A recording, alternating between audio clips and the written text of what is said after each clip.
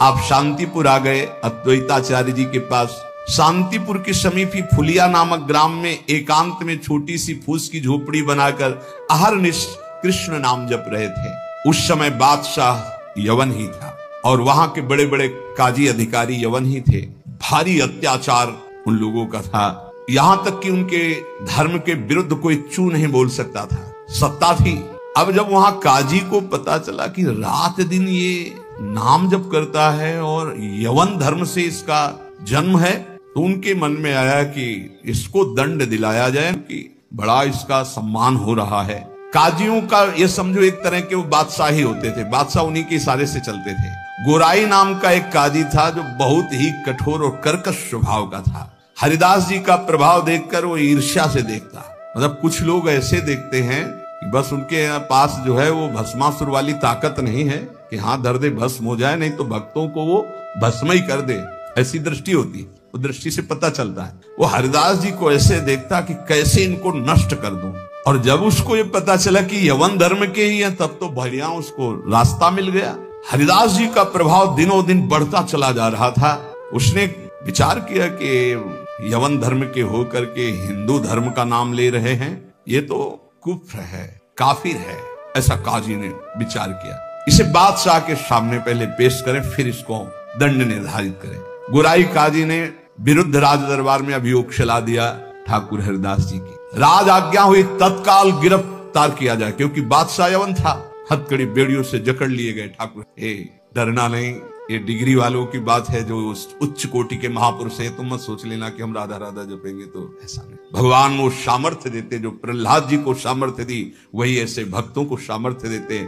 ऐसा नहीं है कि अपने सामर्थ्यहीनों को ऐसा प्रश्न कर, ऐसा नहीं, डरना नहीं कि भगवान बड़ी भारी परीक्षा लेते। हथकड़ी बेड़ियों से जकड़ लिए गए और इनको पेश किया गया निरपराध हरिदास जी को अपराधी की तरह। बादशाह ने देखा 9 युवक तेज से प्रभावित, मानो पूरा सभा आश्चर्यचकित और आलोकित हो गई हो, प्रभावित हो गए जो यवन बादशाह थे, और कहा सम्मान से इनको बैठाला जाए। आसन दिया गया, आसन पे बैठे। हरिदास जी जब बैठ गए तो बादशाह ने कहा कि आपने स्वाभाविक धर्म परिवर्तन किया है, तुम्हारा जन्म तो मुसलमान के घर में हुआ है, और ये तुम्हारी, जैसे अपने भगवान का नाम लेते हैं तैसे अपने भगवान का नाम लेके बोले कि तुम्हारी तो कृपा ही जो है, जो यवन धर्म में तुम्हारा जन्म हुआ।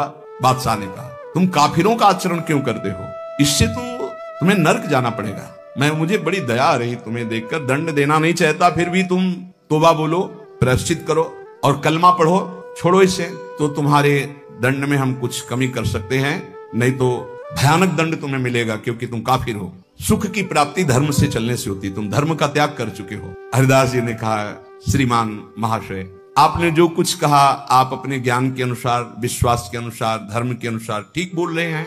आपका विश्वास आपको फल देता है, ठीक कह रहे हैं। क्या कोई हिंदू आपके धर्म को स्वीकार करेगा? और अगर स्वीकार करेगा तो उसे नर्क मिलेगा? बोले नहीं, वो स्वीकार कर सकता है और उसकी भगवान की कृपा होगी। वो अपने भगवान का नाम लेते हुए बोले हाँ। तो क्या कोई इस्लाम छोड़कर अगर हिंदू धर्म को स्वीकार करता है, क्या उसके ऊपर भगवान की कृपा नहीं होगी? क्या वो भगवान का भजन नहीं करता? फंसा लिया। काजी बीच में बोल पड़ा, देखो साहब इसकी बातों में मत आना, अगर आप इसको छूट दी तो आगे आप समझ लीजिए कि आपके धर्म में चलने वाले कितने लोग ऐसा करने लगेंगे। हरिदास जी ने कहा हमारी निष्ठा भगवान नाम में है, आप चाहे अभी इसी क्षण मेरे प्राण ले लो, मेरा नाम रुकने वाला नहीं। मैं कभी तौबा नहीं बोल सकता, क्योंकि मैं कोई अधर्म नहीं कर रहा हूं, किसी को कष्ट नहीं दे रहा हूं।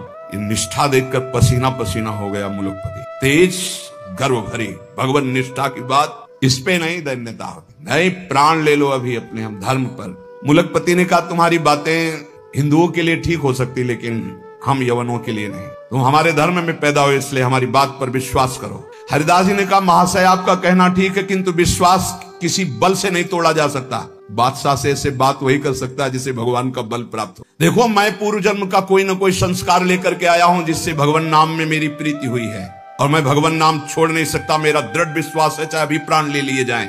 और अगर आप ऐसे ही दंड देने वाले हैं तो कितने लाखों हिंदुओं को मुस्लिम बना लिया, क्या उनको दंड दे रहे हैं आप? यदि ऐसा वो दंड के अपराध भागी नहीं बने कि हिंदू धर्म छोड़कर आपने उनको यवन धर्म में बना लिया, तो मैं यवन धर्म छोड़कर अगर नाम जप करता हूं तो मैं अपराधी कैसे हो सकता हूं? बादशाह चुप हो गया। गोराई काजी ने देखा यहां मामला तो उल्टा हो गया। तो जोरों के साथ कहा, हम ये सब कुछ नहीं सुनना चाहते, इस जो धर्म के प्रतिकूल चले उसको दंड देना चाहिए, तुम अधर्म कर रहे हो, तुम काफिर हो, तुम्हें दंड मिलना चाहिए। काजी के बोलते ही बादशाह चुप हो गए, ना इधर कुछ बोल पा रहे ना इधर। फिर कहा कि देखो गोराई काजी जो कह रहे हैं तुम वो बात मान लो और कलमा पढ़ो और छोड़ो ये नाम जप करना। हरिदास जी ने कहा, श्रीमान महाशय हम एक बार केवल बोलते हैं, दोबारा आपको जो कहना हो सो कह लीजिएगा, मैं बोलूंगा नहीं। मैं प्राण त्याग सकता हूं पर भगवान नाम नहीं। क्या निष्ठा है! आप दंड जो देना चाहे मैं स्वीकार करता हूं, लेकिन नाम नहीं छोड़ सकता। मेरी देह के आप इसी सभा में सैकड़ों टुकड़े कर दिए, हर टुकड़े से निकलेगा कृष्ण कृष्ण कृष्ण, छूटेगा नहीं नाम। मैं तुम्हारे दंड देने से विचलित नहीं हो सकता, मैं हरिनाम को जब तक श्वास है नहीं छोड़ सकता। अब आखिरी मेरी ये बात है, आप चाहे दंड दें या जो चाहे सो करें। निर्भीक उत्तर सुनकर के बादशाह सोच में पड़ गए, ऐसे एक महान को क्या दंड। गुराई काजी की तरफ देखा, गुराई काजी ने कहा, हुजूर बिल्कुल दया नहीं, दंड चाहिए, नहीं तो फिर बड़ी समस्या आ जाएगी कि अपने धर्म के लोग बहुत से उधर हो जाएंगे, बहुत हानि हो जाएगी, मनमानी लोग करने लगेंगे। मुलकपति ने कहा, सही पूछो तो मेरे में हिम्मत नहीं है, तुम बोलो दस्तखत हम कर देंगे। क्या दंड दिया जाए तुम बोलो, दस्तखत कर देंगे, लेकिन हिम्मत नहीं कि मैं दंड निर्धारित कर सकूं। गुराई काजी ने कहा, हुजूर मेरी जो अंदर बात आ रही, इसको ऐसा दंड देना चाहिए कि पूरे विश्व में कोई भी इनके विपरीत आवाज ना उठा पावे। क्या क्या दंड निर्धारित किया जाए? प्राण दंड, वो भी ऐसे सीधे प्राण दंड नहीं, 22 बाजारों में कोड़ों से मार मार कर बेत और कोड़ों से इसकी जान ले ली जाए, जिससे सब कोई देखे कि धर्म के विरुद्ध चलने वाले को कैसा दंड दिया जाता है, सभी लोग ऐसा देखें और किसी की हिम्मत ना पड़े। मुलकपति ने दस्तखत कर, ऐसा है। अब तो क्या था, जल्लादों ने तत्काल हाथ बांध दिए महान भगवान नाम जापक के, और वही दरबार से शुरू की। वो कोड़े जो ऐसे लगते कि खाल को खींचते चले जा रहे, घाव पे घाव, हर बाजार में भीड़ में सब जगह ऐसे।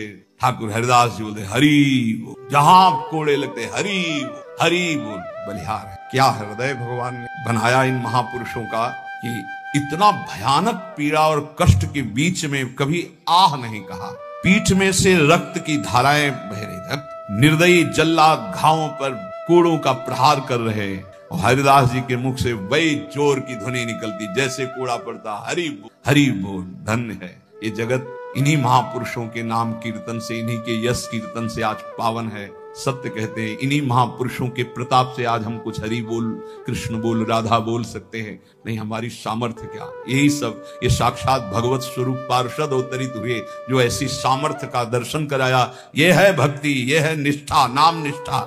चेहरे पर तेज और मुस्कुराहट है, जवान पर हरिनाम है, शरीर पर कोड़ों की वर्षा है। जरा विचार की क्या स्थिति है। मतलब देखने वाले चीख पड़ते, रो पड़ते, दुख से आंखें बंद कर लेते। अरे ऐसे निर्मम जल्लाद ऐसे महापुरुष को कष्ट दे रहे हैं जो निरपराध, कोई अपराध नहीं किया, लेकिन किसी की हिम्मत क्या कि कोई बोल सके, कोई रोक सके बादशाह के हुक्म के आगे। हरिदास जी की वही मुस्कुराहट, वही आनंद भरा शब्द, हरि बोल। जल्लाद पीटते चले जाते हैं। 22 बाजारों में घुमा घुमा करके कोड़ों से मार मार करके लथपथ मांस के टुकड़े गिर रहे हैं, ऐसे कोड़े मारते कि चितड़ा हो जाता सरे। जल्लाद आश्चर्य में हो गए कि किस माटी का बना हुआ ये भगत है, एक बार भी उफ नहीं निकला, आह नहीं निकला, हरि बोल। और जहां वो मारते कोड़े और कहते, अब भी कहता है हरि बोल, तो मुस्कुरा के देखते बोले, तेरा भी कल्याण हो, क्योंकि वो भी यवन जल्लाद थे। वो गुस्सा में बोलते, अब भी कहता है हरि बोल, तो कहते तेरा भी कल्याण हो गया, क्योंकि तू भी 2 बार तो हरि बोला, तेरा भी कल्याण हो। ऐसे कोड़े चल रहे थे कि 10-5 कोड़ों में ही मृत्यु हो जाए आदमी की। पीठ पर असंख्यों कोड़े, नाम बराबर उच्चारण हो रहा है, कोई मुखारविंद में वेदना नहीं, कोई दर्द की वेदना नहीं। हरिदास जी बीच बीच में भगवान से प्रार्थना करते जा रहे हैं, प्रभु किसी का दोष नहीं, नाथ किसी को दंड, न इन जल्लादों, न काजी को, न बादशाह को। प्रभु मेरी प्रार्थना है, किसी को दंड, प्रभु से बात कर रहे हैं। जो दंड दे रहे हैं उनके लिए वो उसी समय भगवान से प्रार्थना कर रहे हैं कि इनको किसी को कष्ट, क्योंकि पता है प्रभु ये सब भूले हुए लोग हैं, इनके अपराध को आप कभी मानना ही नहीं कि अपराध। कैसे कृपालु भक्त, जिनके ऊपर प्रहार हो रहा है वो प्रभु से प्रार्थना कर रहे हैं, प्रहार करने वालों को कष्ट मत देना प्रभु। ये बेचारे हैं, ये भूले हुए हैं। महात्मा हरिदास जी आखिरी में हरि बोल कहकर मूर्छित हो गए। उन जल्लादों ने देखा कि नस नाड़ी में कोई धड़कन नहीं, अब ये पधार गए।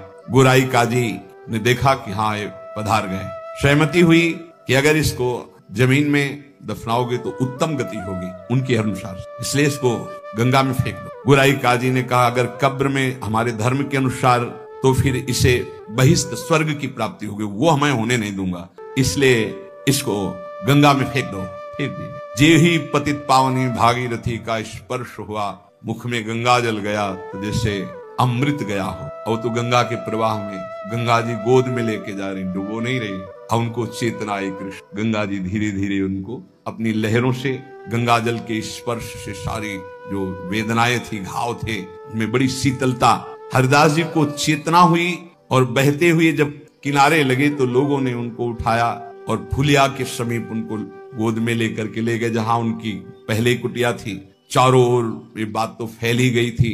हरिदास जी के दर्शन के लिए भारी भीड़ इकट्ठा हुई।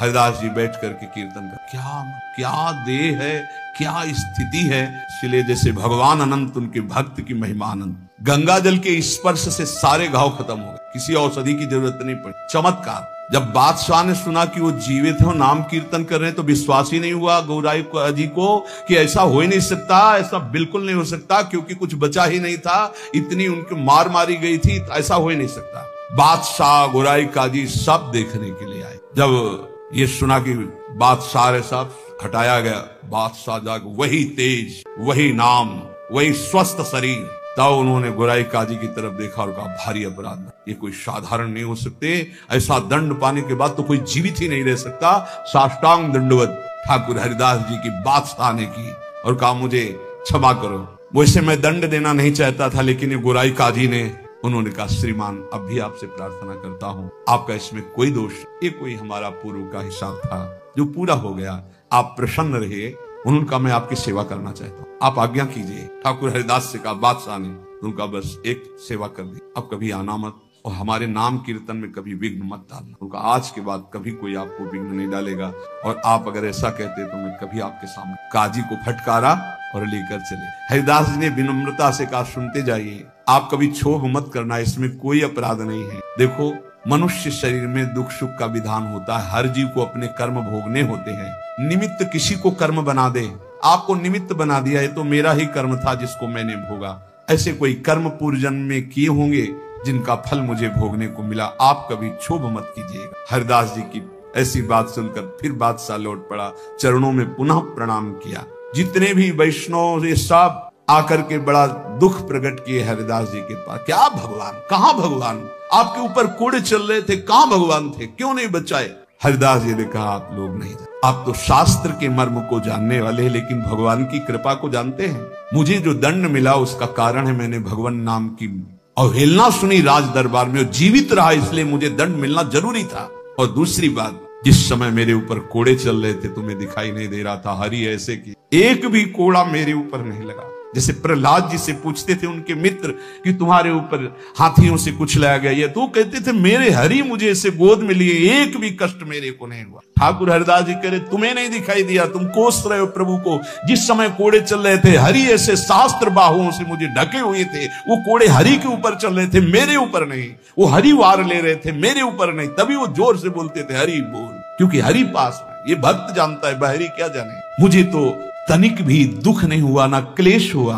बस आप सब भक्तों से यही कहते हैं, ठाकुर हरिदास जी कह रहे हैं, आप अविश्वास मत कीजिए प्रभु पर, उनके नाम में अपार सामर्थ्य। मुझे जो सुख मिला है वो तुम्हें कैसे बताऊं। जिस समय नाम चल रहा था और कोड़े चल रहे थे, उस समय मेरे को भगवान ऐसे घेरे हुए थे, तुम्हें कैसे बताऊं। शरीर को इतना भी क्लेश नहीं था, ये भक्त ही जानते। ऐसे उत्तर सुनकर समस्त वैष्णवों को हृदय में संतोष हुआ। नहीं तो एक क्लेश था, कहां है वो भगवान जिनका हम नाम लेते हैं और ऐसे महान भक्त की खाल खींची जा रही है, और वो उस समय कहां है वो जो कहते हैं करो सदा तिनके रखवारी, कहां है। तब ठाकुर हरिदास जी आया। जैसे प्रहलाद जी को सैकड़ों बार भयानक पीड़ाएं दी गई, पर्वत के नीचे दबाया गया, सर्पों के विष से पिलाया गया, डसवाया गया, गैस में बंद किया, क्या क्या कष्ट नहीं, कुछ भी कष्ट प्रहलाद जी को नहीं होता था। हरिदास जी महाराज का स्वस्थ शरीर वहीं फुलिया ग्राम में रहकर निरंतर भगवान नाम उपासक। जीवन का सबसे बड़ा फल है नाम में प्रीति। किसी भी प्रलोभन से लुभायमान होकर नाम मत छोड़ो, किसी भी भय से भयभीत होकर नाम मत छोड़ो। तो तुम्हें दिखाई देगा जैसे ठाकुर हरिदास को दिखाई दिया कि प्रभु 1000 बाहुओं से ऐसे, तो एक भी कोड़ा ठाकुर हरिदास जी को दुख नहीं पहुंचा सका। कर तुम अकर तुम मन था कर तुम श्री भगवान। इसलिए भगवत विधान से प्रारब्धानुसार दुख आवे तो हंसते हंसते उसे भोगो। राधा राधा राधा राधा राधा।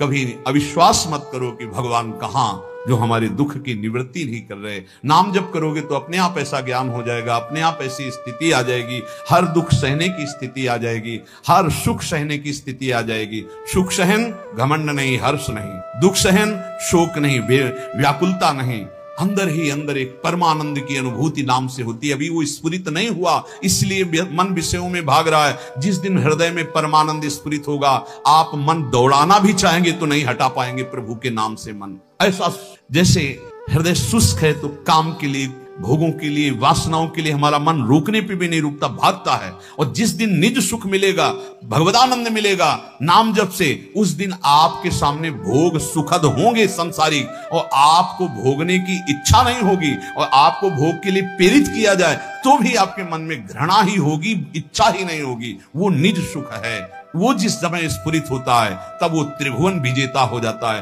कोई भी लोकांतर का भोग उसे प्राप्त नहीं कर पाता, और वो सुख नाम से मिलता। नाम जपते जपते परमानंद का अनुभव होता है, दसों दिशाएं आनंदमयी हो जाती हैं। भाव कुभाव अनख आलसहु, नाम जपत मंगल दिशि दसहु। इसलिए भाव बने ना बने, श्रद्धा बने ना बने, नाम शुरू करो। ऐसे पकड़ो कि नाम ना छूटे, चाहे प्राण छूट जाए तो जन्म जन्म की बिगड़ी बन जाएगी। भगवान का सानिध्य तुम्हें अनुभव होने लगेगा कि भगवान तुम्हें कितना दुलार कर रहे हैं, प्रिया जो आपको कितना दुलार कर रहे हैं। इसलिए हठ पूर्वक नाम में प्रीति करो, नाम जपने का अभ्यास करो। इसी से सब हो जाएगा। ज्ञान, वैराग्य, भक्ति, प्रेम, योग, जो चाहोगे सब प्राप्त हो जाएगा। शेष चर्चा आगे। श्री राधा वल्लभ।